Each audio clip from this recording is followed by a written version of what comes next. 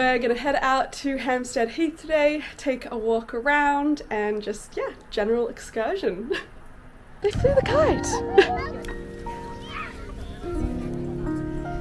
You love to finish a video off with Zoom. Hi everyone! Hi! Yeah, I'll walk the log. Wow, good job! I walk the log. Wow! Liam, it's your turn to walk the log. Alright. DJ Khaled. Oh, DJ Khaled.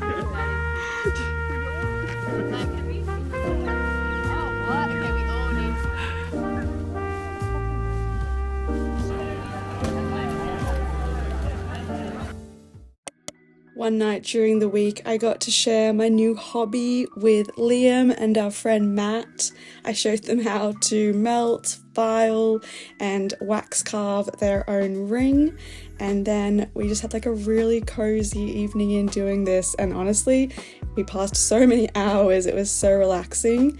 Here are just a few examples of the rings each of us made. And now we need to go and get them cast so that they can become bespoke rings we wear. Hello, hello. We are here in Venice for the Biennale. We are here for the weekend. We absolutely love the Biennale. It truly is like the Olympics of the art world, and all of the art is unreal.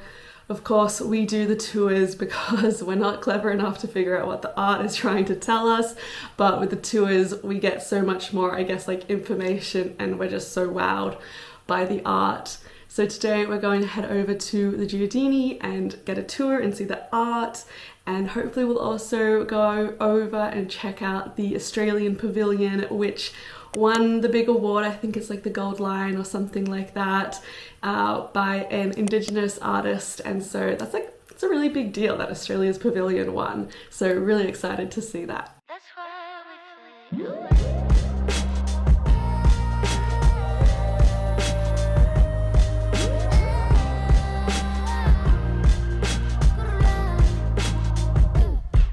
Here again, you tell me you just wanna be friends, so I act like I don't understand. Go ahead now, be the man. Let's pretend I don't know about your little plans. Look so cute and innocent. Today we are headed to the Arsenale, so we're going to head over there. And yeah, the weather is really fabulous here right now. It's quite cold back in London, so it's nice to be in the sun all day.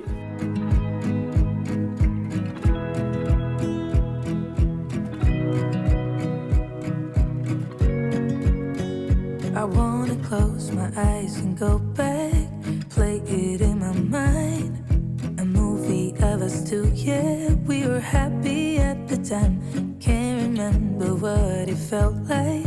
We used to be so strong. That picture perfect sky now, it looks so gray and cold. We've been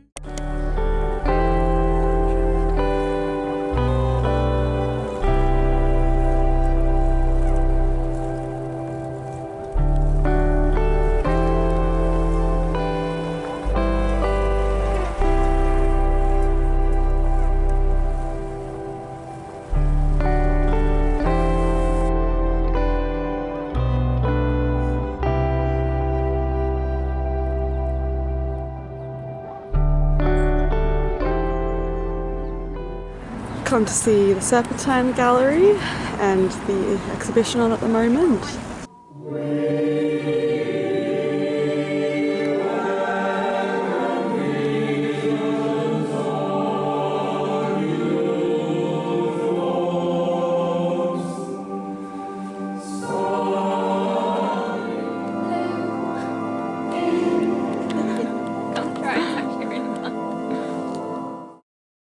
I am going to head off to Nicer Tuesdays now. We're going for work this month, so that's really nice. This is also acting as a reminder for myself and anyone else who wants to like get the tickets, go to the creative event or the talk or whatever it might be, and like, yeah, get out and go and do it. Thank you. Oh, very nice. You're drunk again.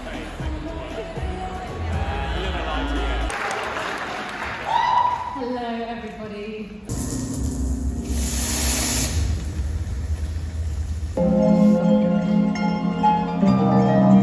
out with the old, in with the new. I will get to their shocking similarity after. And sometimes it's very simple executions that hit the mark, and this was the first render I started out with. So now we have this fully customizable set. Hi, thank you for coming, everyone. Yeah, any of you could have a personal project to wait in your archives, you know. You could be sat on something now that's ready to become something bigger than what you think. And then we got talking, because like before that, we call it hardware and as an opposite term of software. Like nobody in our studio was really employed, for example. And I mean, there was a lot of passion. I mean, it was overwhelming to just think that they would trust us with that. And at the same time, we also had the confidence. We thought, yeah, we should do it. Like, who else? Hello, hello. We are off to Dublin this weekend. We have a wedding there, which is going to be fabulous. It's on a beautiful estate. It's with a lot of family and friends, so I'm very excited. All right, got my jacket, got all of my outfits and everything in my little backpack. And then I got these extra items that I'll chuck in here. And these ones don't totally fit, but maybe I'll carry them. Great book that I'm reading at the moment, and then of course noise cancelling headphones for the flight.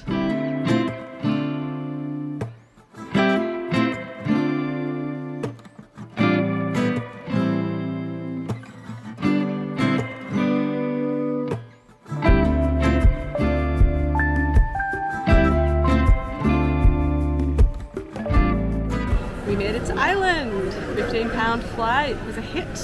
And now we're just waiting for Liam's parents. Okay, so we flew into Dublin and then we drove about an hour to get out here, and we're at the Johnstown something estate, and it is beautiful. Also the weather is amazing. We'll go for a walk around the area, but here's our little room, which is really cute. Bathroom, huge, big bathtub. That's me. Ooh. Thank you. And then out here is the bedroom. And that is the hotel. Big bed though. Wow, that's a big bed. Got, of course, because we're in Ireland, Barry's tea, very important. And then one lone chair. One thing, this is what I was saying about the two parts. Yeah. It's one thing to be like... This hotel has a spa, so I'm obviously going to go and check it out. I'll do the spa for a few hours, and then we've got the wedding in the afternoon. So, great day.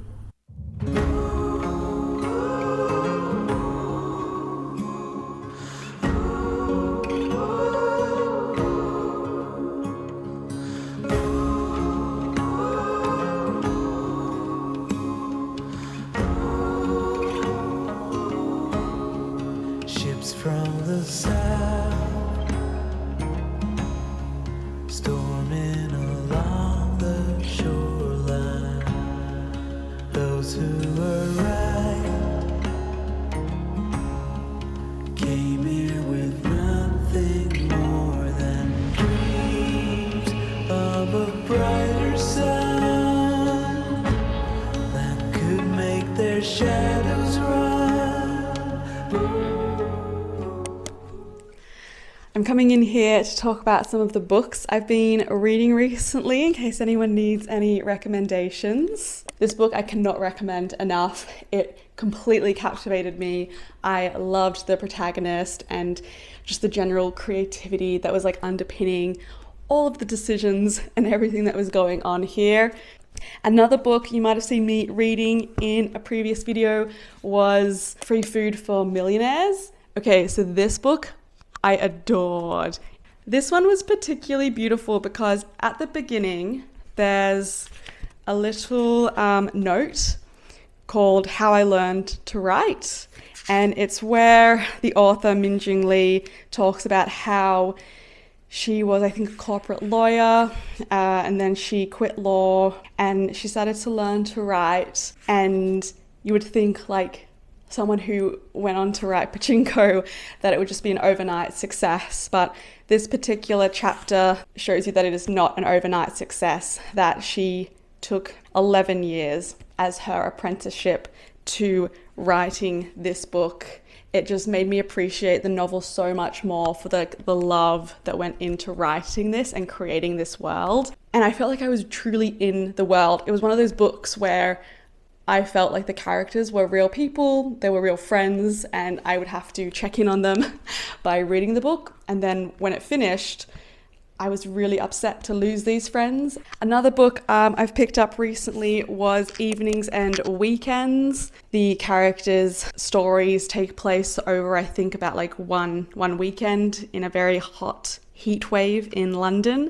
So it's also very nice, I guess, just to read about all the locations that are all around me. It's very much about the interpersonal relationships between quite a few characters who grew up together. So it's all very like intertwined relationships of these people who went to school together, and it kind of traces themes from their school days through to now they're in their 30s and dealing with life. The next book I read was a non-fiction. It was I Didn't Do the Thing Today. This was all about not doing the thing, not being productive, trying to fight the system. There's one particular chapter about how when we have hobbies, we try to be perfect at them straight away in order to define them as hobbies, which I think is an important reminder to not do. That when we rush to the end, to the stage where we are skilled professionals without so much as trying our hand at something, we can quickly become disenchanted. So I really like this as a reminder to go and do the thing, try the thing, not rush to be the professional and be super skilled at it, but yeah, to just get out there and try things. So this next book, Bunny, is one of those like love it or hate it books, I think. When I got to part 2 of the book, I felt very confused. I had no idea what was going on. So I had to pause and I had to look up people's opinions of this book. What I learned when I did read other people's interpretations was that potentially this is a book about a woman who is doing her master's at university, but she does have schizophrenia and she's having a psychotic break during the book. And that kind of is why it gets a bit more surreal towards the end. And when I read that interpretation, it completely changed how I read parts 2 and 3 of the book. And I think that helped a lot because when I saw it from that perspective, I thought it was really beautiful. So the final book I wanted to touch on with you that I read recently, in fact, I finished it just last night, was Vladimir. It was a really enjoyable read in terms of, I think it's written beautifully. It's very, very easy to follow along and quite powerful in the sentence structure. It's also a shorter book as well. So yeah, really, really beautiful read. I don't necessarily like the protagonist or her perspectives or opinions, but how it's written, it's very strong, a very strong voice. So if you're interested in something like that, then this one I did really enjoy.